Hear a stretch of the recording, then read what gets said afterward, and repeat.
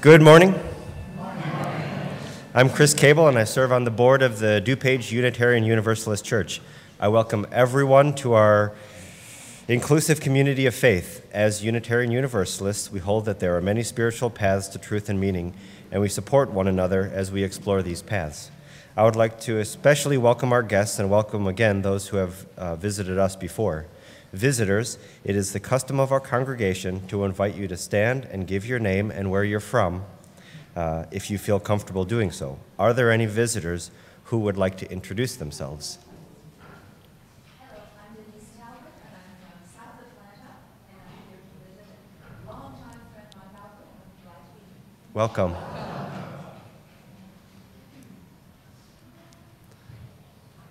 I've done this too fast before. Let me just.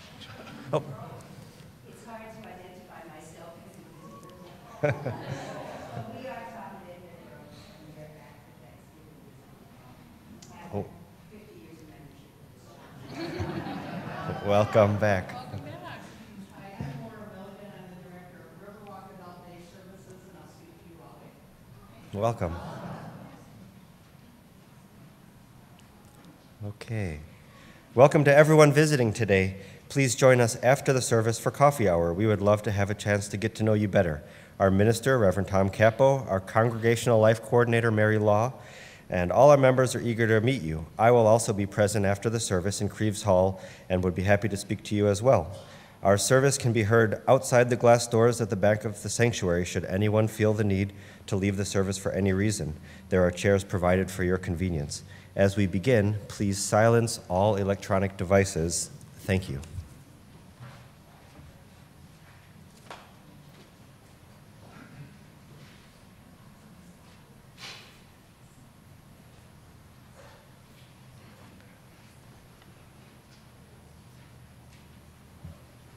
We light the chalice for our fourth principle. We believe that each person must be free to search for what is true and right in life.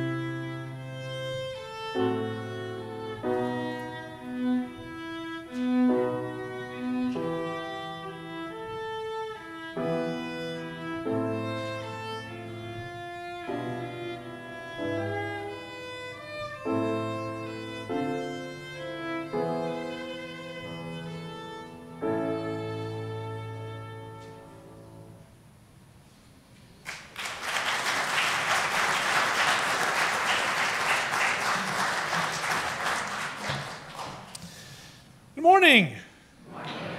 It is a lovely morning. I am Reverend Tom Capo, the minister here at DuPage Unitarian Universalist Church, and I welcome all those who are not only in the room but watching us on YouTube. In the spirit of our monthly theme, what it means to be a people of memory, today we will reflect on life's gifts and grace. To open this time of reflection and worship, I offer these words by Reverend Kathleen McTeague. We come together this morning to remind one another to rest for just a moment on the forming edge of our lives, to resist the headlong tumble into the next moment, taking time to look into one another's faces and see their communion, the reflection of our own eyes. This is our house, a house of laughter and silence, of memory and hope, and it is hallowed by our presence.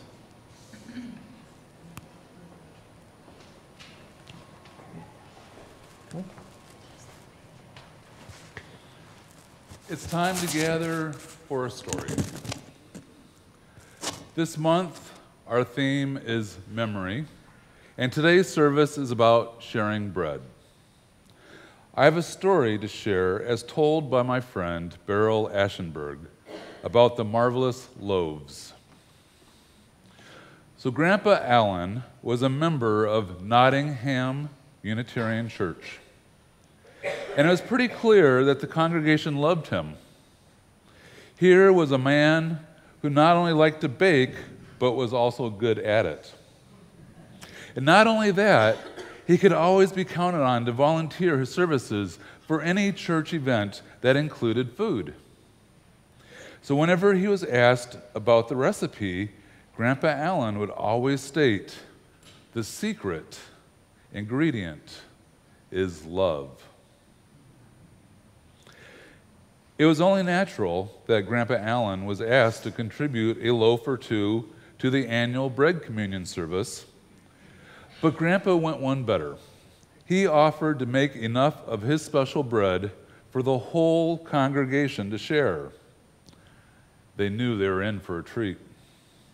So when Thanksgiving rolled around, the congregation gathered. Grandpa had been baking in the church kitchen, and the building was filled with the deep, yeasty fragrance of Grandpa's marvelous bread.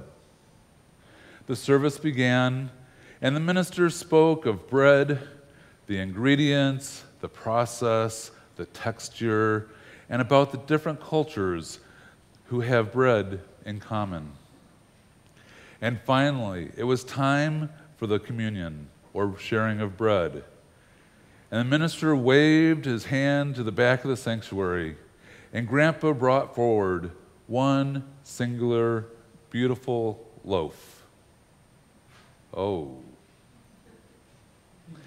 Danny, a 9-year-old who was sitting in the front row of the sanctuary, when Grandpa Allen walked past with that one loaf, he couldn't help but pipe up, "How the heck are you going to feed all of us here with just one loaf of bread?"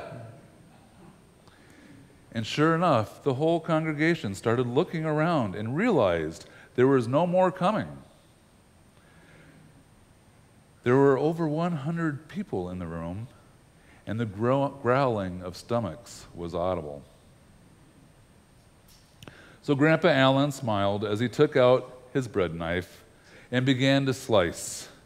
And an amazing thing happened. Before their very eyes, the bread went sprung, and the loaf began to multiply. And instead of one loaf, within seconds there were 20. "It's a miracle," shouted someone.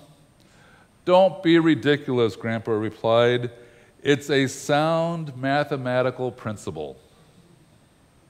Well, it didn't matter what it was once everyone began eating, because it was truly the most delicious, melt-in-your-mouth bread that anyone in the whole congregation had ever tasted. What a service. So during coffee hour, Grandpa was approached by one member after another, thanking him for a scrumptious offering. But when Barbara moved towards him, Grandpa knew that he was going to be asked a favor, because, Barbara is the director of religious education. It seemed that the youth group had been helping out at the local soup kitchen every Saturday, and they were constantly running out of food to serve. And she said, "There's just too many hungry people in the area." She said, "Alan, Can you do that trick with the bread anytime you want? Well, it really isn't a trick, Barbara, but sure, I can do it again. So they made a deal. Grandpa Allen would join the youth group at the soup kitchen with one of his marvelous loaves the following weekend. Saturday came, and they all met at the soup kitchen, and as you can imagine, Grandpa Allen's bread was quite a hit. With so many hungry people, the loaves kept multiplying and multiplying until every person was full and satisfied. Well, something like that doesn't go unnoticed. So that night on the 6 o'clock news, they featured Grandpa Allen's bread. And it was kind of a bad thing because that very night that Grandpa Allen was on the news, the town sheriff, yes, the sheriff of Nottingham, was watching the news. The sheriff was not a nice person. He had been appointed to office by his brother because a man like this would never have been elected. Because he kicked dogs, he took candy from children, he would swear at the old folks. Not a nice bone in his body. He hated everyone. And he was always looking for a way to get rich quick. Now, with Grandpa Allen's marvelous bread, he figured he had a foolproof plan. He could sell loaf after loaf of bread, and it would never stop coming. All he needed was that first loaf. So that nasty, hateful sheriff went to Grandpa Allen's house to have himself a little talk with the man. And Grandpa listened to the sheriff as he first offered, and then bargained, and then threatened, trying to get him to sell one of the marvelous loaves. "You just don't understand," Grandpa said. "It won't work for you. Nothing personal, but there is a mathematical principle here at work." Well, the sheriff wasn't going to take no for an answer, so he pushed Grandpa out of the way, stomped in the kitchen, and grabbed a freshly baked loaf of bread off the oven. Gleefully, he ran out the back door, jumped into his car, and sped home, and all the while thinking about how rich he was going to be. So once he was in his own kitchen, the sheriff set to work slicing the bread with a knife. He frantically sawed the crust, and sure enough, an amazing thing happened. The bread went spring, but instead of multiplying, the loaf started dividing.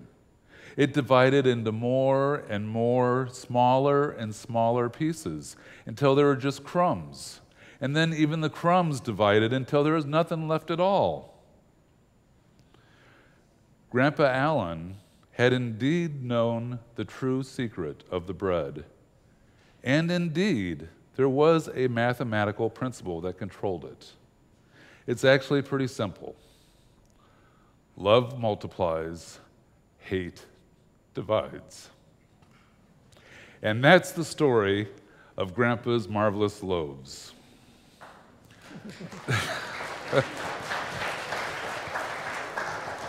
So now is the time that if you brought bread today for our bread sharing, that we'd like to invite you to bring it forward and share with us your name and the heritage or ethnical tradition that your bread came from. Just a quick sentence. Ellie, you may begin.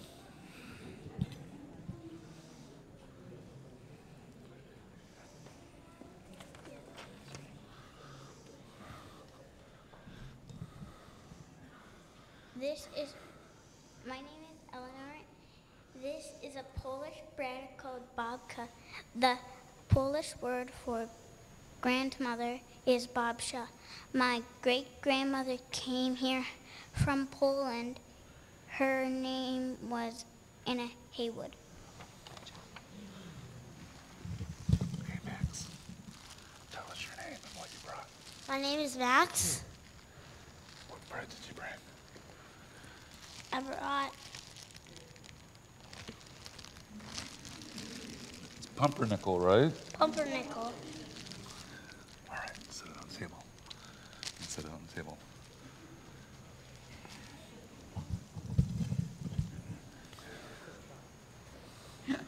My name is Pat Carson, and this bread is actually from Marty Liebert, and it's Italian bread, which has nothing to do with either of us.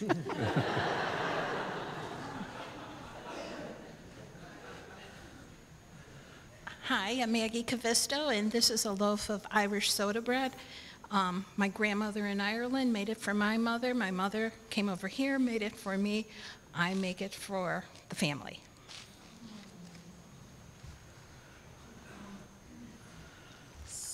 So, this is Hawaiian bread, and me and Trey brought Hawaiian bread because it tastes really good.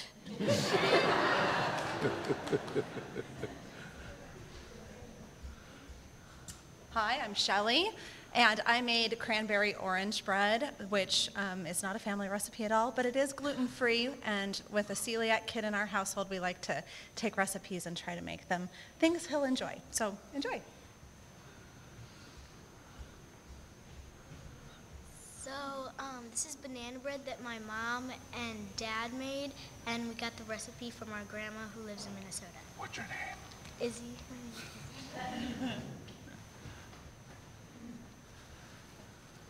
Hello, my name is Sandra Knight, and I didn't bake the bread, I couldn't. It's a Polish rye with caraway seeds, which I heard is unique to Poland. In German rye breads, there are no caraway seeds.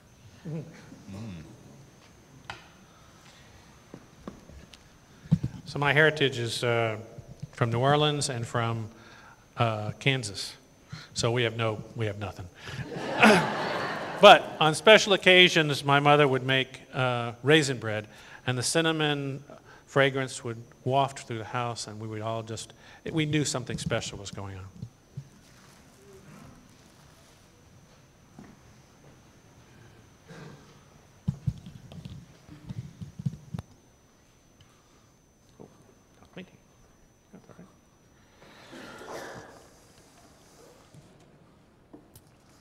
Before us now is bread that represents many faiths, traditions, customs, and cultures.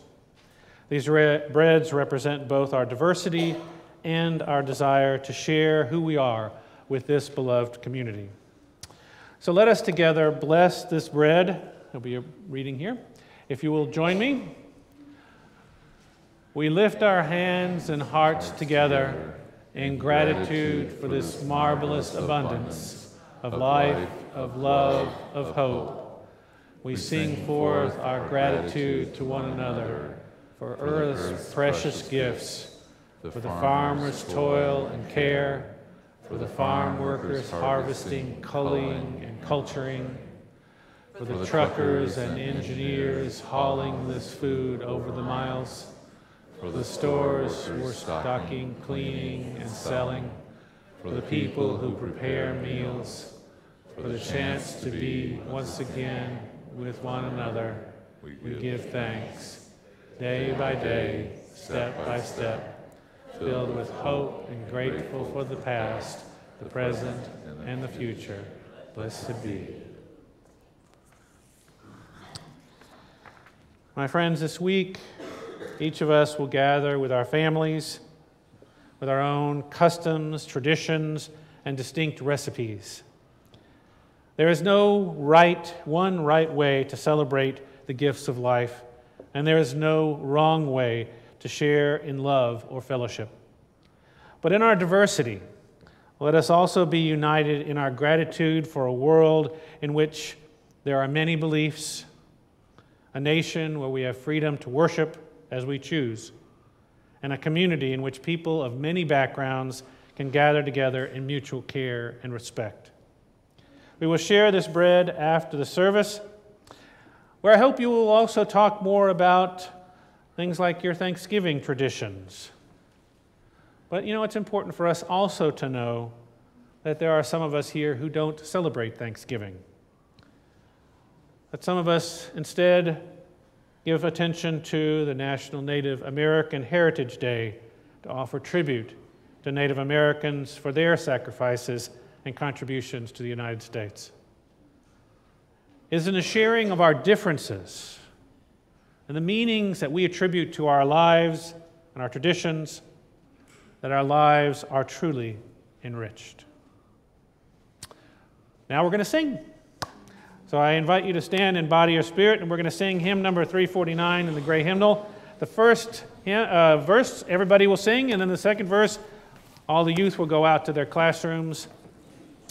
The words will be projected to your left.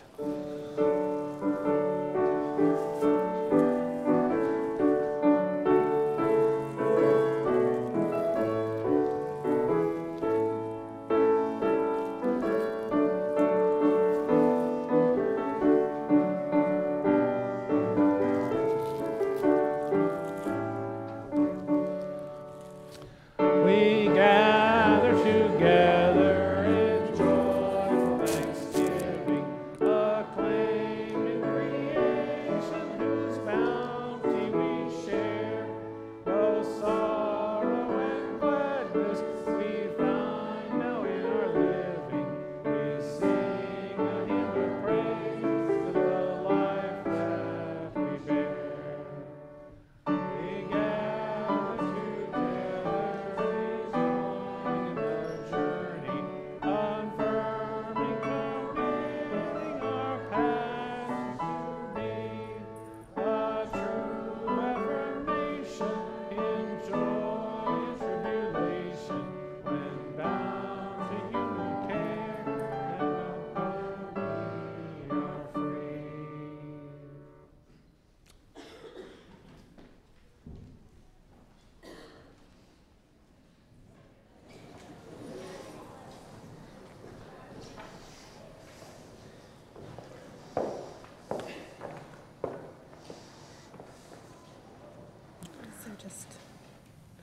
You want to say that now, I guess?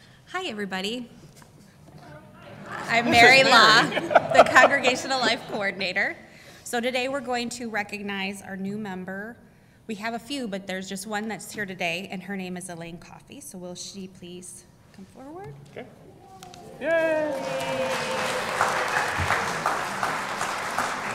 We're going to go down here. Let's go down here. That way other people can come up too. And today we welcome into our community this new member who has chosen to make a commitment to this congregation by signing our membership book. We're glad to have you here today with us, and that you've chosen this community of fellow seekers to travel with you on life's journey. Will you accept our gifts of fellowship and service? Will you offer your unique presence and gifts? Will you add your name to the long history of Unitarian Universalist women and men who spread hope with our living faith? And will you engage with us as we seek to create a community and a world dedicated to love and justice? Yes, I will. All right.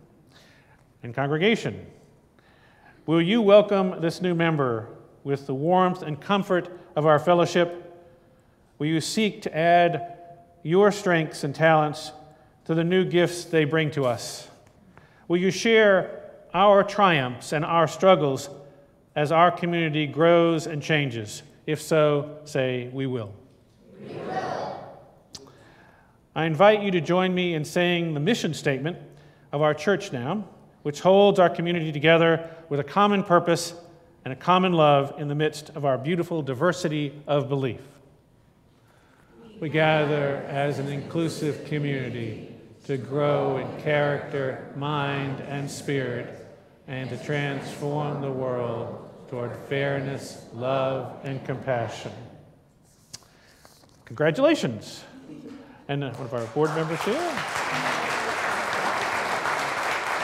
Oh, wait a minute. One more thing. This is from the Green Sanctuary. So just to let you know this is given to every new member. So anybody who's not there, who's not a new member, you could get one of these. It's from the Green Sanctuary Committee. Thank you.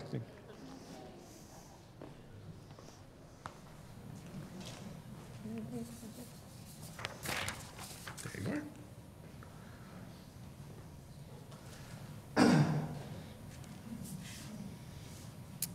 The Gift by Unitarian Universalist Reverend David Blanchard. Sometimes I think I can teach my children things that will make life better for them as they grow up. I want to believe I can protect them or that there is some way for me to do their learning for them. This line of thinking is routinely flawed, not because my children are poor learners, but because I'm not always the best teacher. Despite my efforts to avoid repeating mistakes, I'm still learning things that I thought I knew. Just last year, I mistook a gift for a present. The gift was a homemade pot holder woven of colorful scraps of cloth. It wasn't perfect, it wasn't beautiful, it wasn't particularly unusual. Accepting it as a present, I placed it into service beside the stove. 4 days before Christmas, I was called to officiate at a memorial service for a friend. Talking with her 5- and 9-year-old daughters, I asked what things they'd liked to remember about their mom. What things did they do together? What had she taught them? They were busy, deep at work on a gift-making project, but they expressed some memories that mattered and recounted some gifts their mother had shared with them, making cookies, snuggling in bed, being their brownie leader, planting bulbs. Then the 9-year-old looked down and said, "And she taught us how to make these pot holders." Of course, a gift. How could I miss it?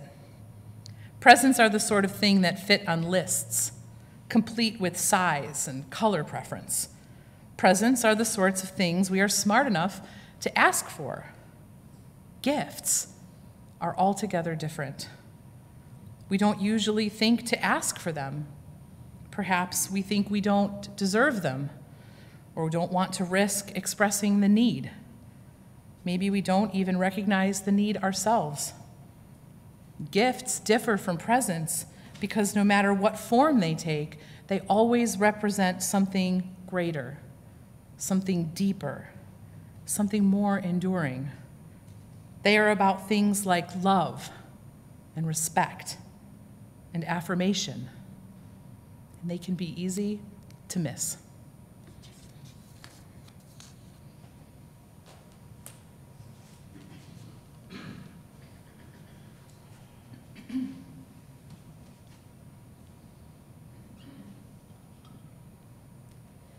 I am sitting here wanting memories to teach me to see the beauty in the world through my own eyes. I am sitting here wanting memories to teach me to see the beauty in the world through my own eyes. You said you'd rock me in the cradle of your arms. You said you'd hold me till the storms of life were gone. You said you'd comfort me in times like these, and now I need you. Now I need you, and you are gone. I am sitting here wanting memories to teach me to see the beauty in the world through my own eyes. Since you've gone and left me, there's been so little beauty, but I know I saw it clearly through your eyes. Now the world outside is such a cold and bitter place. Here inside I have few things that will console. And when I try to hear your voice above the storms of life, then I remember all the things I was told. I am sitting here wanting memories to teach me to see the beauty in the world through my own eyes. I am sitting here wanting memories to teach me to see the beauty in the world through my own eyes. I think on the things that made me feel so wonderful when I was young. I think on the things that made me laugh, made me dance, made me sing. I think on the things that made me grow into a being full of pride. I think on these things, for they are true.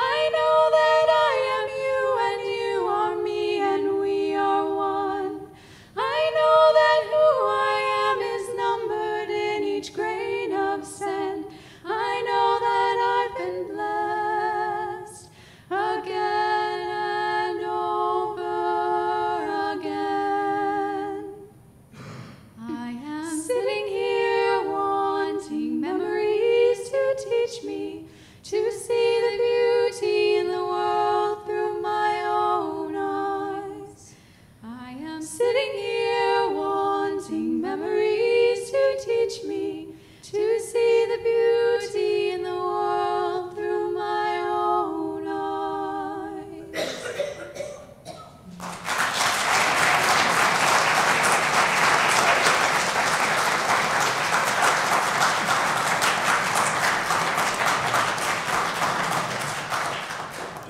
I got to hear that twice this morning. It was just fabulous.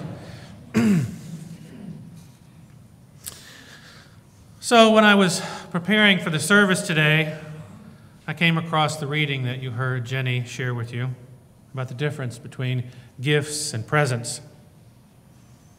I guess I wonder how often I notice the difference.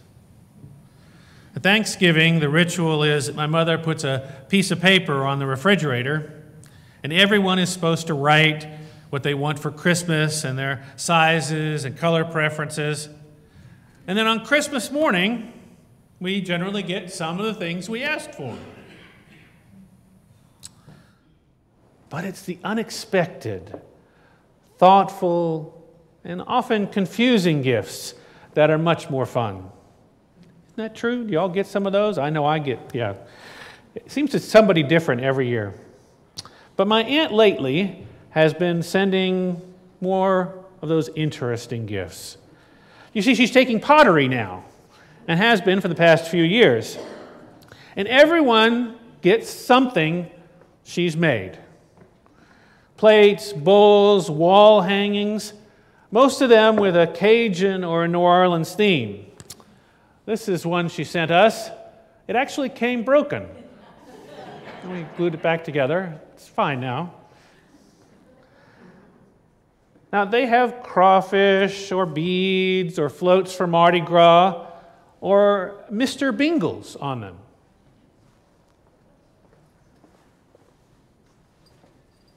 Mr. Bingles.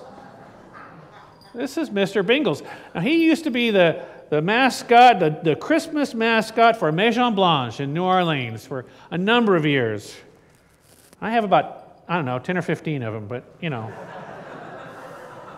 not that I'm obsessed or anything. There he goes. The gifts she makes are reflective of who she is and our family's heritage. In addition, she thinks about each of us, and she creates something that she thinks will appeal to each and every person. A one-of-a-kind item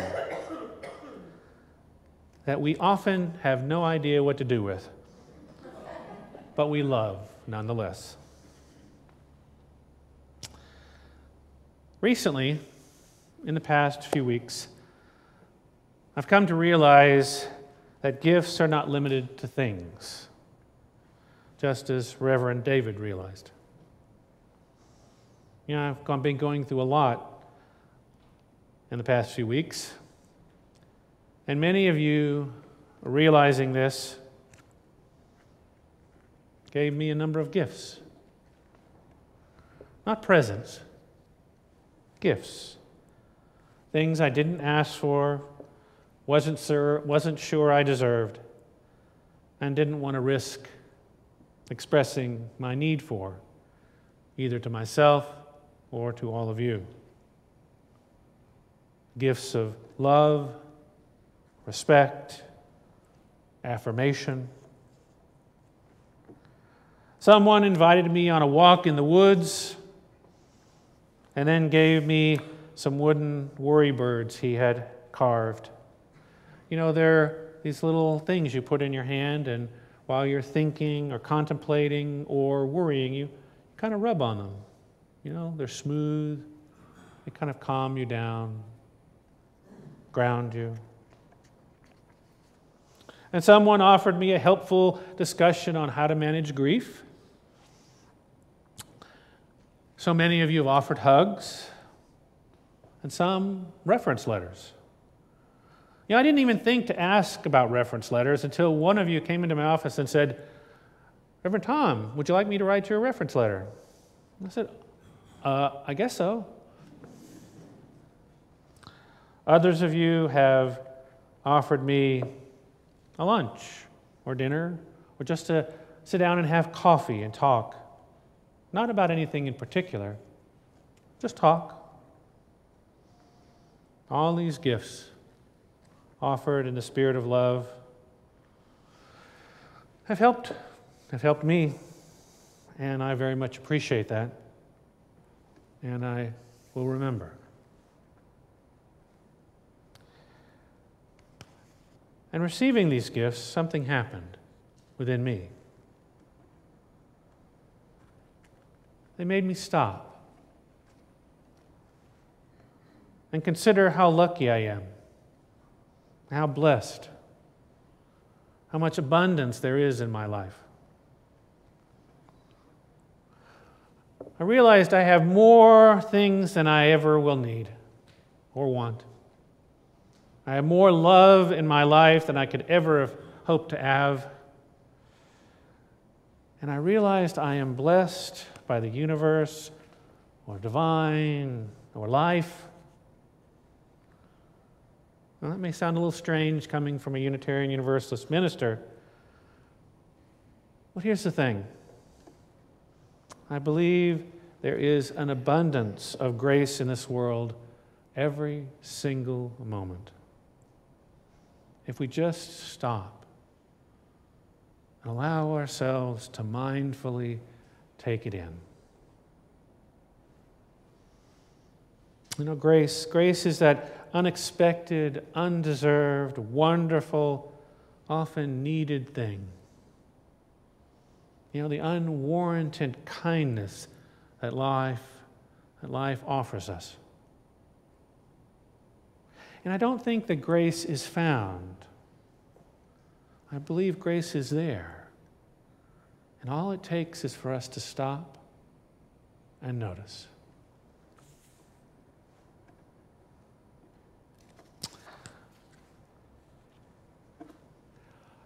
And now there's a cartoon.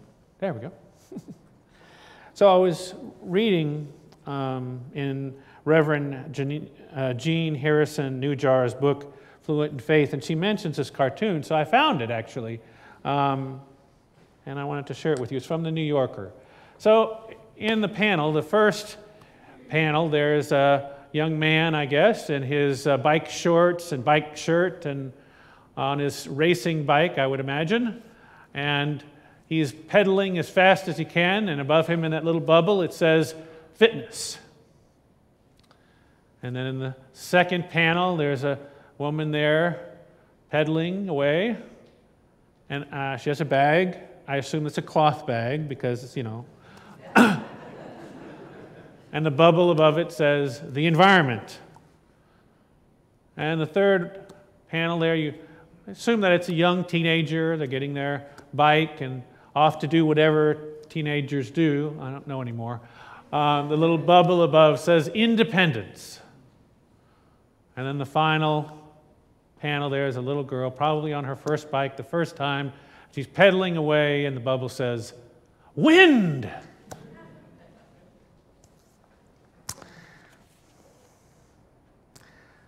When I read this cartoon,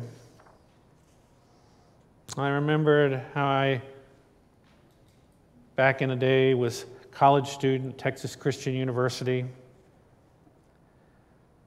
And I used to take long walks, winter nights, often all by myself, from my dorm to a little park, I don't know, half mile or so away.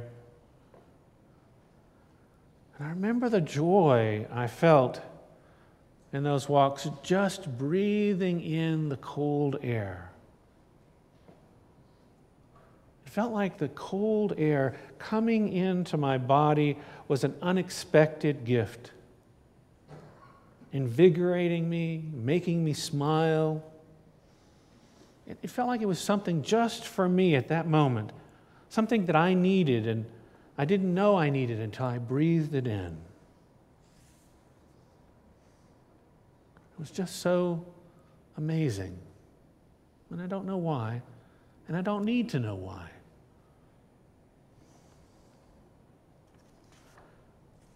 Right after that memory, it popped into my mind while I was sitting in the office.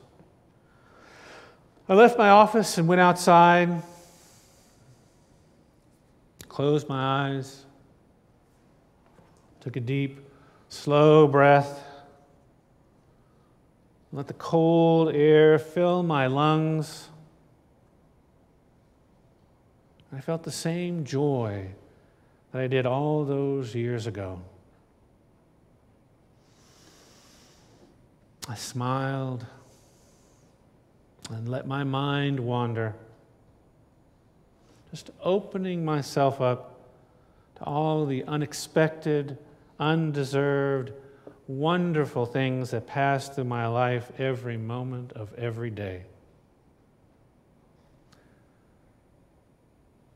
And as I stood there, I heard the sound of a bird, tweet, tweet, tweet.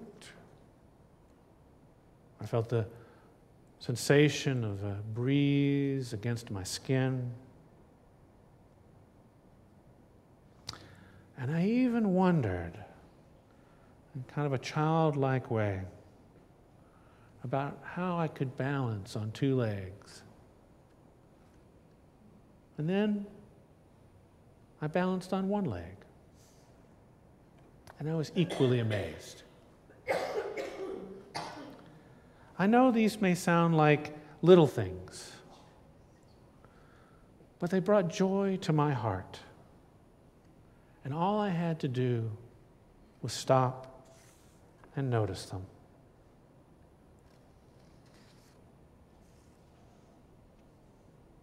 I've been doing that a lot more lately. Just stopping. Taking time to notice little things, embracing them, feeling gratitude for them, and feeling the abundance of gifts and grace in my life. And realizing I really do have more than I will ever need, and my spirit is full. And I have more than enough of everything to share.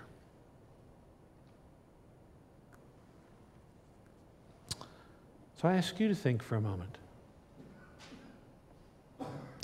When was your last potholder moment or Mr. Bingle Plate moment? And when was your last wind or deep cold breath of air moment where you stopped and just took it in? Life will continue to offer these moments to you. Every day, every moment. It's just up to us now. Stop and notice them. Namaste.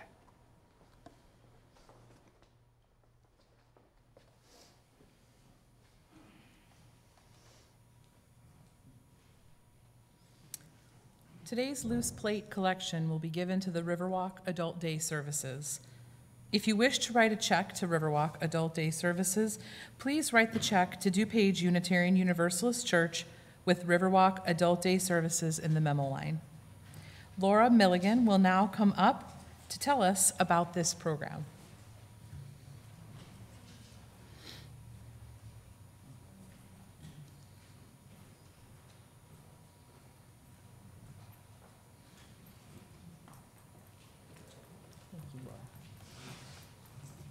Good morning, everybody. Good morning. Bingle. I'm with Riverwalk Adult Day Services. In February of this year, we changed our name. 35 years ago, we were founded as Ecumenical Adult Care. And many people didn't know what the word meant. They thought it was either a medical condition or a religion. So I got many phone calls saying, "Where is your church?" I don't have a church. I just have a daycare program. So we changed it to Riverwalk, which is where we are. We're in the Reuben Riverwalk building in downtown Naperville. We rent space from the Park District. And we do take people age 18 and up, not just seniors, anyone that can't be left alone. So we do have younger adults that have mental and physical challenges that attend our center, and your church was one of the 10 founding churches. Lois Schnitzlein, who was with this congregation for many years, was one of our founding members.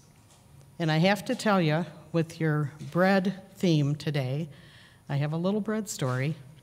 When I was newly married in 1971, I bought a loaf of that frozen Rhodes bread, and I put it in my little bread pan, and I followed the directions, and it said let it thaw, and then knead it, and then cover it with a dish towel, and bake it, and I think you could cover it for a couple hours. Well, in my young married mind, I thought, well, a couple hours, that's not very long. Why don't I just leave it overnight?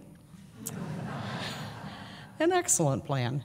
So the next morning, my husband got up and went into the kitchen, and he saw bread dough all over the front of the stove, on the burners, down the glass door, onto the floor, and he yells toward the bedroom, "Hey, Lucy, we got a problem." So don't do that. So I just want to thank you all for having us today. And keep in mind, if you know anybody that's caregiving a relative or friend, we can take them off their hands for the day, give them life-enriching activities, medications, nutritious meals, and just give them a break. Thank you very much.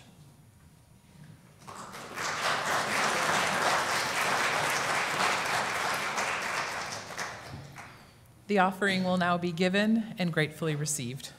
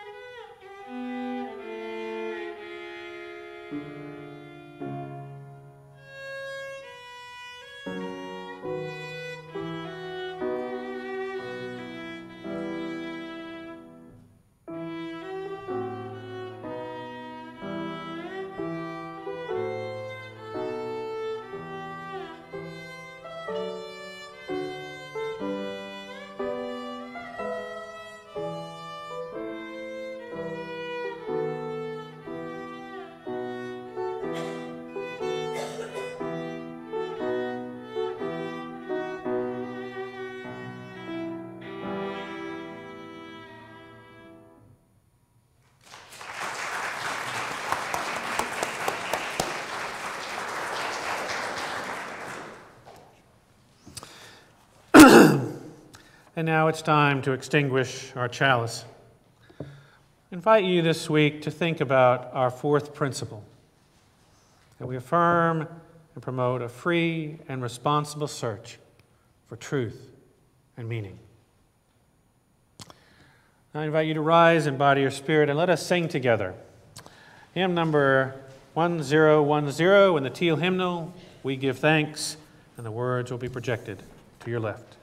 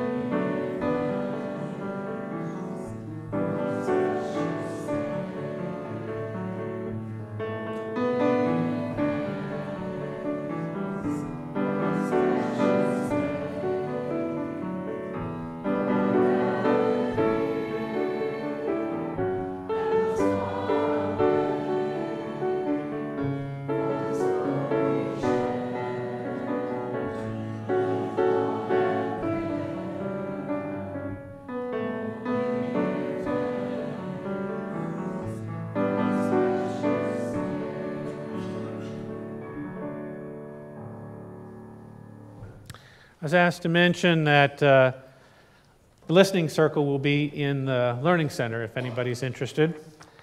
It'll be led by Robert Skarke. We do give thanks for this precious day, for this beloved community that we're part of, and for the many gifts and grace we receive each and every moment of every day. My friends, we are abundantly blessed. I invite you now to turn around and greet one another. Let us share the love, the abundant love in this community.